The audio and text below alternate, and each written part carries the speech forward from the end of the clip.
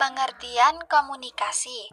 Menurut Rogers de Lawrence Kincaid 1989, mendefinisikan komunikasi adalah suatu proses di mana dua orang atau lebih membentuk atau melakukan pertukaran informasi dengan satu sama lainnya, yang pada gilirannya akan tiba pada saling pengertian yang mendalam. Nah, untuk pengertian komunikasi terapeutik, komunikasi terapeutik merupakan salah satu bentuk dari berbagai macam komunikasi yang dilakukan secara terencana dan dilakukan untuk membantu proses penyembuhan pasien. Proses komunikasi. Proses komunikasi adalah bagaimana komunikator menyampaikan pesan kepada komunikannya, sehingga dapat menciptakan suatu persamaan makna antara komunikan dengan komunikatornya.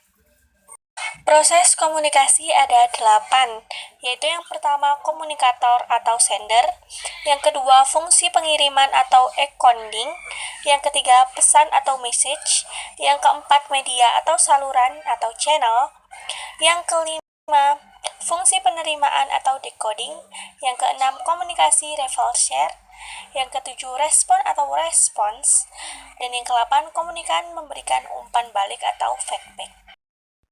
Unsur-unsur komunikasi terapeutik. Unsur-unsur dalam komunikasi terapeutik adalah terdiri dari komunikator, komunikan, pesan yang disampaikan, dan lingkungan waktu komunikasi berlangsung. 1. Sumber proses komunikasi, yaitu pengirim dan penerima pesan. Prakarsa berkomunikasi dilakukan oleh sumber ini dan sumber juga menerima pesan sebagai tolak ukur keberhasilan dalam mengirim. 2. Pesan yang disampaikan dengan menggunakan penyandian baik yang berupa bahasa verbal maupun nonverbal. 3. Penerima yaitu orang yang menerima pengiriman pesan dari balasan pesan yang disampaikan oleh sumber, sehingga dapat diketahui mengerti tidaknya suatu pesan.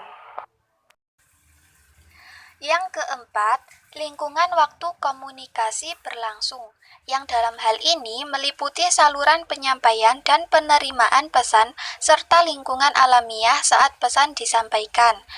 Dan yang terakhir, yaitu saluran penyampaian pesan melalui indera manusia, yaitu pendengaran, penglihatan, pengecap, dan perabaan. Tahap komunikasi terapeutik. 1.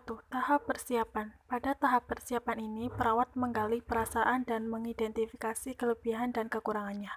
Pada tahap ini, perawat juga mencari informasi tentang klien, kemudian perawat merancang strategi untuk pertemuan pertama dengan klien. 2. Tahap perkenalan. Perkenalan merupakan kegiatan yang dilakukan perawat saat pertama kali bertemu atau kontak dengan klien. Pada saat perkenalan, perawat harus memperkenalkan dirinya terlebih dahulu kepada klien. 3. Tahap kerja. Tahap kerja ini merupakan inti dari keseluruhan proses komunikasi terapeutik. Stuart G. W. 1998. Pada tahap ini, perawat dan klien bekerja bersama-sama untuk mengatasi masalah yang dihadapi klien. Pada tahap kerja ini dituntut kemampuan perawat dalam mendorong klien mengungkapkan perasaan dan pikirannya. Perawat juga dituntut untuk mempunyai kepekaan dan tingkat analisis yang tinggi terhadap adanya perubahan dalam respon verbal maupun nonverbal klien.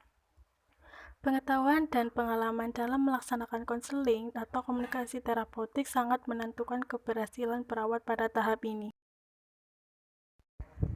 4. Tahap terminasi.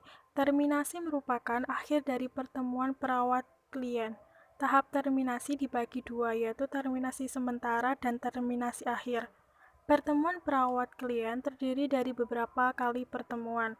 Terminasi sementara adalah akhir dari tiap pertemuan perawat-klien.